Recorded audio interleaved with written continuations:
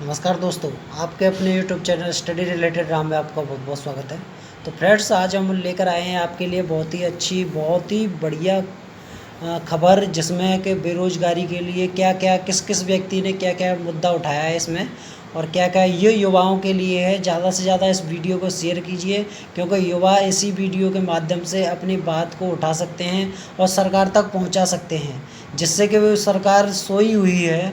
इस वीडियो के माध्यम से ही वो सरकार जागे, जिससे कि जो हमारे आगे भविष्य पड़ा हुआ है, उस भविष्य के खातिर कुछ जागरूक पैदा करें। तो फ्रेंड्स, आइए इस वीडियो को पूरी अंत तक देखिए, और वीडियो अच्छी लगी तो हमारे वीडियो को सब्सक्राइब और चैनल को सब्सक्राइब और वीडियो को ज़्यादा से ज़्यादा शेयर कर दीजिए, ताकि युवाओं को पता पड़े कि सरकार क्या कर रही है। इस मौके पर विपक्ष पूरी तरह से कूद पड़ा। सवाल यह है कि महामारी और बेरोजगारी के आलम में लोग करें तो करें क्या। महापंचायत में आज इसी पर करेंगे चर्चा। हमारे साथ जुड़े हैं हमारे editor in chief Amitabh Agnihotri ji, बहुत बहुत स्वागत है आपका। तो युवाओं में बेरोजगारी लगातार बढ़ती जा रही है। कहा यह जा रहा है कि पिछले 45 सालों में बेरोजगारी की दर सबसे ज्यादा हो चुकी है। अब सरकार के कानों पर क्यों नहीं रेंग रही? क्यों जो बंद पड़ी भर्तियां हैं उनको खोला नहीं जा रहा? नई नौकरियां क्यों नहीं आ रही? इस पर ही बहस होगी। हमारे साथ इस वक्त अशोक पांडे, प्रवक्ता भारतीय जनता पार्टी के, वो भी जुड़ गए हैं। बहुत स्वागत है सर आपका। उदयवीर सिंह, प्रवक्ता समाजवादी पार्टी। के उपाध्याय, राजनीतिक विश्लेषक हैं। इसके अलावा अब्दुल्ला नसीर, प्रवक्ता कांग्रेस। अमित, अभ्यर्थी हैं यूपी SSSC के। और धीरेन्द्र यादव, अध्यक्ष बीपीएंड संघ के। आप सभी का बहुत बहुत स्वागत है। और सीधे चर्चा की शुरुआत करते हैं हमारे editor in chief Amitabh Agnihotri से। देखिए, ये जो 5 तारीख का कार्यक्रम था, अपना एक अंक गणित है, नफा नुकसान का एक अपना टेबुलेशन चार्ट है। उनको जहां लगता है कि इसमें कुछ नफा हो सकता है, वहां खड़े हो जाते हैं। लेकिन यह महायज्ञ है युवाओं का। जिन नौजवानों ने इन दोनों कार्यक्रमों की परिकल्पना की, वो नेता नहीं है। इसीलिए ये कार्यक्रम बड़े हो पाए, व्यापक हो पाए और प्रभावकारी हो पाए। 5 तारीख वाला और अभी भी आज का जो कार्यक्रम है, उसमें अगर आप अभी तक की गति देखेंगे तो अभी तो बैरोमीटर सोशल मीडिया है, तो आपको पता लगेगा कि हाँ, उसकी व्याप्ति है। मुझे लगता है ये बात राजनीतिक दलों को समझनी चाहिए।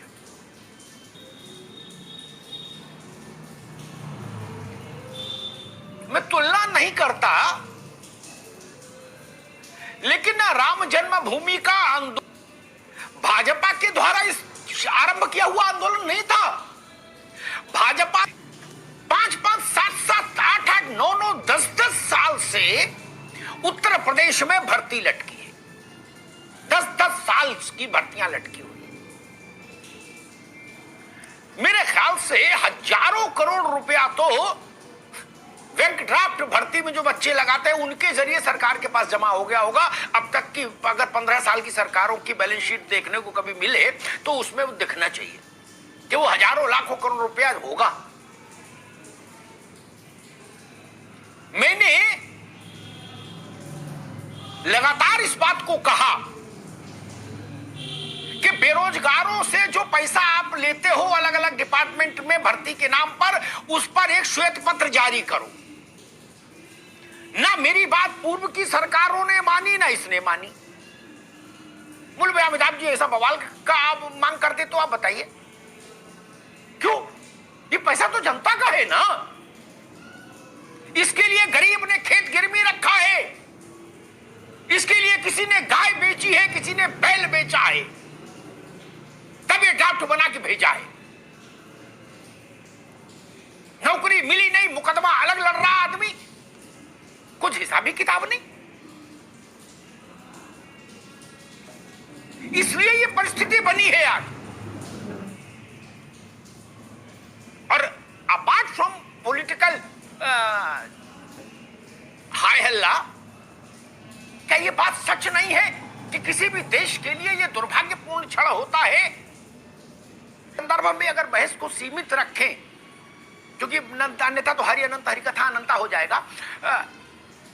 मेरी चिढ़, मेरी खिन्नता, मेरी पीड़ा, मेरा आक्रोश इसलिए ज्यादा है, एक एक दशक से भर्ती लटक रही है।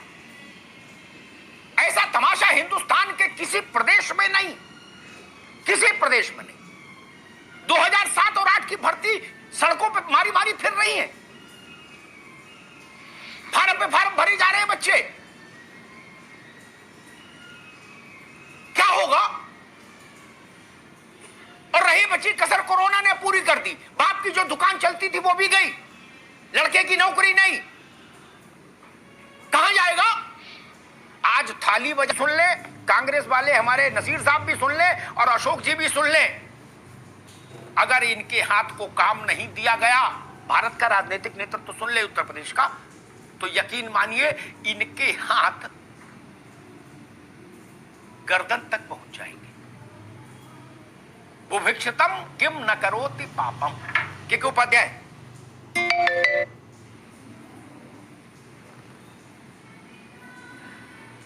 अमिताभ जी, आपकी बात से काफी हद तक मैं सहमत हूं, और ये भी सही है कि यहाँ रोजगार देने की कोशिशें हुई हैं, लेकिन वो रोजगार देने की कोशिशें और रोजगार जब दिए गए तो कोर्ट में अटके रहे। 69,000 शिक्षकों की भर्ती का मामला था कि जैसे ही रिजल्ट आया उसमें कोर्ट में आंसर सीट को लेके चले गए। सिंगल बेंच ने कहा कि इस पर रोक लगा दिया जाए, फिर हाई कोर्ट की डबल बेंच ने कहा नहीं, ये रिजल्ट जारी किया जाए, और उसके बाद सुप्रीम कोर्ट तक मामला गया। सुप्रीम कोर्ट ने कहा नहीं, हाई कोर्ट की डबल बेंच ने जो फैसला दिया है वो सही है, और उसके बाद में वो भर्तियां हुई हैं। तो पूरी तरह से ये कहना कि रोजगार की समस्याओं को हल करने का प्रयास इस सरकार में नहीं हुआ, मैं एक विश्लेषक के तौर पे आपने मुझे बुलाया है तो मैं ये जरूर कहूंगा कि रोजगार के प्रयास हुए हैं और बहुत ईमानदारी के साथ इस सरकार में हुए हैं। ये दुर्भाग्य है कि पिछले 10 साल से तमाम ऐसी भर्तियां हैं जो लटकी रही हैं। मुझे याद है यहाँ पे किस तरह से पुरानी सरकारों के शासनकाल में किसी एक वर्ग की लगातार भर्तियां हो गई, फिर उस पर विवाद हुआ, फिर उस पर जांच भी चल रही है, वो जांच आज तक चल रही है। ये इस प्रदेश का दुर्भाग्य है कि जब जो सत्ता आती है वो अपने वर्ग के लोगों को भरने का प्रयास करती है, और फिर रोजगार की समस्या जो है जहां की तहां रह जाती है। आज स्थिति यह है कि आज प्राकृतिक वैश्विक आपदा से प्रदेश भी जूझ रहा है, और इस प्राकृतिक आपदा में बेरोजगारी जो पहले से है वो तो है ही, बेरोजगारी का संकट और बढ़ गया है। लोग नौकरी से निकाले जा रहे हैं, फैक्ट्रियां बंद हो रही हैं, भी निकाले जा रहे हैं। कल मैं पढ़ रहा था कि एसबीआई भी 20,000 लोगों की छटनी करने वाला है। ये स्टेट बैंक का हाल है। तो ये बड़ा संकट है। ठीक है, सरकारों ने क्या किया, वो सभी सरकारें एक जैसी हैं। ठीक है, उसमें मैं किसी सरकार के साथ में ये नहीं कहूंगा कि किसी सरकार ने। ठीक है उपाध्याय जी, ठीक बात है आपकी। मैं एक बात कह के उदयवीर जी के पास आऊंगा। उपाध्याय जी ने जो बात कही ना, उसमें एक ही बात जोड़ूंगा, बाकी उनका अपना आकलन। मैं कोई सवाल बिना वजह नहीं उठाता। जब अगर सवाल उठा रहा हूं तो उसके पीछे मैं 1 से लेकर 100 तक तर्क देता हूं, 99 पर भी नहीं छोड़ता। मेरा सवाल ये, झारखंड में, त्रिपुरा में, नागालैंड में, मिजोरम में, आंध्रा में, तमिलनाडु में, गुजरात में, राजस्थान में, मध्य प्रदेश में आपने ऐसा बवाले जान देखा भर्ती में? वहां भर्ती नहीं कराते लोग क्या? सारा बवाले जान पिछले 15 साल से उत्तर प्रदेश में क्यों, जो आज तक जारी है, आज तक टिल डेट।